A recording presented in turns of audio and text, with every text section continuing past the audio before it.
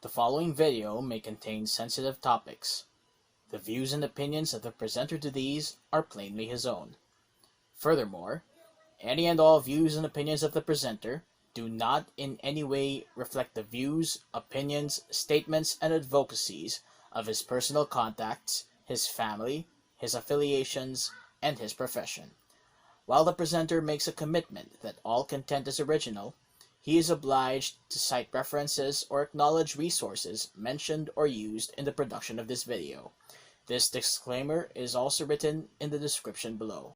What does the Taal eruption, the novel coronavirus, the JaDine breakup, and the Kain Pepe thing have in common? Well, it's because many don't give a bloody damn about scientists and people who critically think. Let me give you a real talk. Filipinos don't value people who study, think, and research. And that's why many who do move their talents elsewhere and our hypocritical tendency to be proud of their achievements later on is just a testament to why the brain drain continues to be in effect. A brain drain or human capital flight refers to the emigration of individuals who have received advanced training at home or immigration of the same to another country, specifically highly trained or intelligent people. In other words, the best and brightest of a country who seek greener pastures in their respective fields leave their home and country either because there is a better program to develop their studies abroad, or because there is none at home, and unfortunately nobody from his country supports him. In the case of the Philippines, it sadly is the latter. The recent happenings in the past few weeks only reflect the reason why there is no such thing as professional Filipino scientists and even professional Filipino athletes other than basketball and boxing. Take the eruption of Taal as the first example.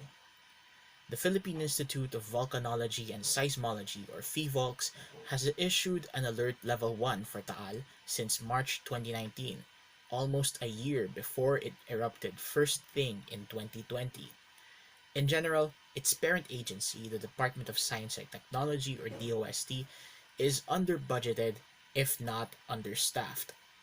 Two of its centers, PHIVOLCS and the Philippine Atmospheric, Geophysical, and Astronomical Administration, or PAGASA, are the point agencies which concern public safety when it comes to natural disasters, which are basically weather systems, earthquakes, and of course, volcanic eruptions. Let me try to condense this first example of why scientists are shunned until the last minute. In just a day, Taal's alert level was raised from 1 to 4. It was sudden, but in the first place, why do local government units, or at least individual elected officials, say PHIVOLCS should not quote-unquote scare people with their opinions, and eventually put their own experiences on the table? Also, with the fact that the whole Taal caldera is under Alert Level 1 for almost a year, why haven't they made preemptive evacuations and relocations to other areas? Or just like 1754, relocate their whole towns to other areas as far from the lake as possible altogether? It was just a miracle that no one died due to the evacuation of the lakeshore towns. That alone is commendable. But we can't help but despair at the conditions these people have in evacuation centers. Trust me, I have maternal relatives from the town of San Nicolas, and my mother herself is a native of that lakeshore town. Unfortunately, one of my distant aunts from my mom's extended family died in an evacuation center just recently. A number of people also went deceased as exiles from their ash-buried towns. As both of Oragon and Barako origins, I'm just aghast. But do you know what's worse? Journalists not doing their bloody research.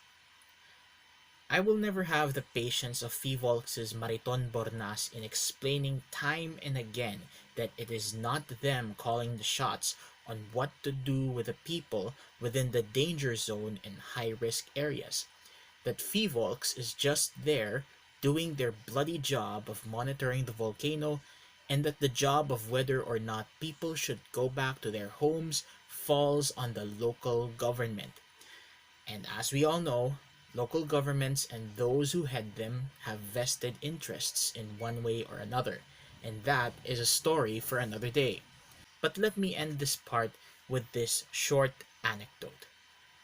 Near the poblacion and parish of San Nicolas is the ruins of old St. Martin's Church, the gravestone and marker of the site of old Taal, as the former capital of the province surrounding the unpredictable volcano and its lake. It also serves as a reminder that at any time the volcano that half buried that church may burst again in anger. And burst again it did on the 12th of January 2020, and the rest, as we all know, is history. As of this writing, the alert level of Taal was pushed back from 4 to 3 on the 26th of January. This doesn't mean people should put their guards down, as the volcano may still erupt violently. Now, the novel coronavirus. I do think this is not just a health issue, but also that of national security. Without going too deep into politics or even conspiracy theories, it is safe to assume that the origin of this disease came from an obscure city in China called Wuhan. I do think that the fact that Chinese people travel around the Lunar New Year to visit family or travel abroad is already a cause of concern, as these travelers may become biological weapons whether they are aware of it or not. That alone is scary, and yet health officials at home and abroad are still a bit chill about it until it's too late. By the time I finish this script, there is already one person of Chinese origin infected by the nCoV virus or the Wuhan Coronavirus, and another Chinese national died of it. So here is my helping bit. Sanitize, sanitize, sanitize. Wash your hands, wear masks if necessary, stay healthy, and most importantly, consult a doctor if symptoms arise. And don't buy to any pranks surfacing online. They're not helpful at all. Stop it. Now about James Reid and Nadine Lustre. They broke up after announcing it on Boyabunda's late-night talk show on a written statement, but not before Ricky Law spoiling the news and Jobert Sucaldito making it all worse. Now, Reid and Lustre started as a celebrity pair when they both starred in the Viva film Diary ng Pangit, and after their rom-com series On the Wings of Love, they made the pairing a real romantic relationship. In 2017, Nadine announced she is cohabitating with James with the words, "Come on guys, it's 2017. Over the course of the years, she lost her brother to suicide, which greatly affected her mental health. The two things Law eventually highlighted in his article. The reaction I make is twofold. In the first place, the JaDine duo was wrong in cohabitating outside marriage. And on the other hand, Law and Sucaldito made foul remarks about the breakup by making sarcastic comments about Nadine's mental health and coping with her brother's suicide. So if there is one thing I can tell them, all of them, it's this. Come on, James, Nadine, Ricky, and Jobert. It's already 2020! Then we have the clothing brand Kain Pepe. To be brutally honest, this is the lowest I could stoop on for a reaction, since it just perfectly summarizes all these major trends that broke the Philippine portion of the global village, which is the internet.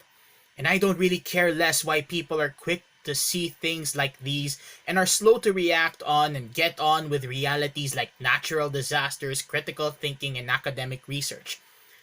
A female internet personality named Leng modeled for the Boss Toyo clothing line. And from the looks of it, and based on her looks and general taste in clothing, she is just begging to quote-unquote have someone down there, for the lack of a much accurate, minor-friendly term.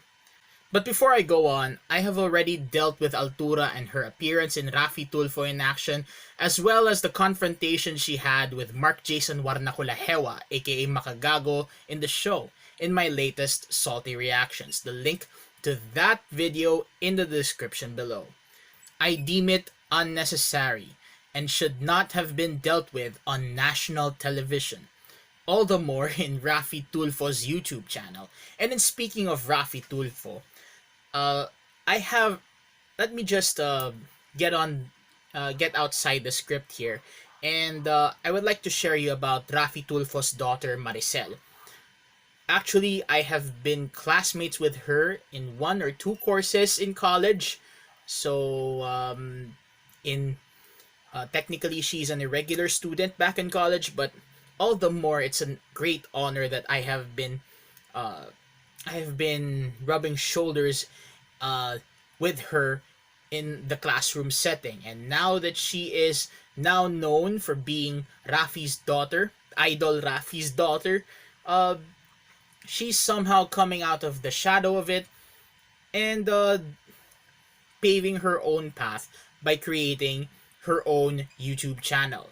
Uh, the, the link to her channel is also on the description below.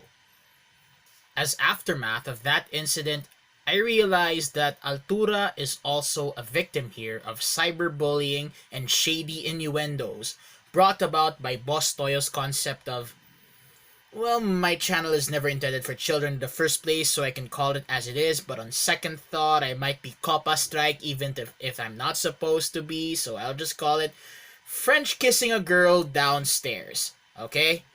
And Makagago doing his usual business of reacting like he always does, and even making a diss track aimed at her, doesn't really help. So I say the Kain Pepe clothing brand should not have been rolled out in the very first place. It is not easy for me to relate all four of these stories, but from the looks of it, many people disregard those who think critically, use science or logic to solve problems, and search for facts and telling them in public in good faith. And what's worse is that they are bullied just because they think differently, if not critically. No wonder many of our real, best and brightest are ashamed to give back to our ailing country and choose to render their services abroad over our own institutions. No wonder Wesley Saw is now playing chess with the old glory patched on his shoulders and no longer the sun and stars. No wonder expatriates look down upon us instead of helping us progress to their industrial and technological standards. And no wonder I deem myself a loser, even if I check the facts and I am right. Yes, I was once called with the name the Fat Checker because of my size and my obvious obsession for accuracy, precision, and veracity when it comes to information. But I do not shame myself anymore, at least for that title, because in a world where people just throw away the truth in exchange for convenience, they will have to look for a fact checker one day. And eventually, being a fact checker is what I would like to be in life.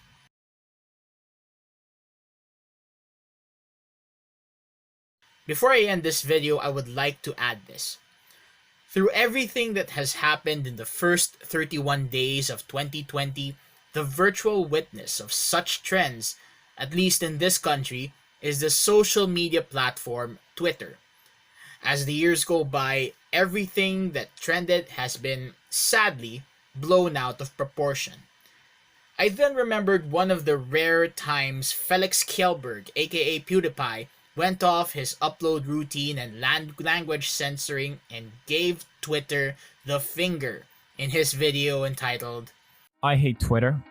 The link for that video is also in the description below. Kjellberg even went to refer to Aristotle's concept of virtue and happiness without having to go down deep into the well of ethics and linking it to social gratification and virtue signaling. and why for him, merely saying things online rather than doing it offline and making a habit out of it is bullshit. He even explains in brief what the formula for happiness is, or as Aristotle defines it, eudaimonia. And it is the right virtue, aka the golden mean, practiced through habit. Thus, virtue multiplied by the golden mean plus habit equals happiness. I'm no math geek, but I hope I got that right. So, in summary, Felix has this to say to end his video. Fuck Twitter. Fast forward to the date the script for this was completed, I saw one of the fastest rising female Catholic YouTubers out there, Lizzie Rizet, receiving flack and backlash for some of the tweets she made over the past few weeks. She has reacted to some of them, and boy, I was surprised to see her read one of the response tweets sent to her from the Philippines. And mind you, I personally know who it was. This example reminded me of Felix's video and why I made this addition in the very first place.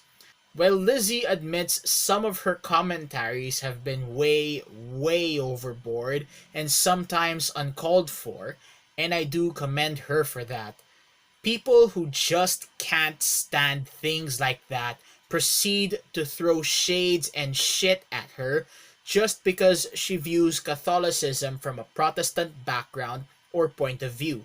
I mean, Lizzie became a Catholic just around 2 years ago, and it is not enough time to learn and digest Catholicism, all the more master at least one of the many facets of Catholic theology.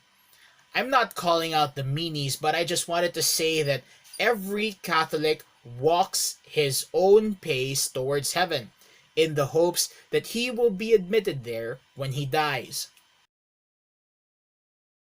Finally, as a personal anecdote, I spend little or no time on Twitter, and now that I realized how toxic it has become, I just use the platform as a reference for what is trending in the judgmental society of social media. The only time I stay on Twitter is if I have a lot, and I mean a lot, of time to kill. Otherwise, I would just let the birds do dogfights without me shooting them down.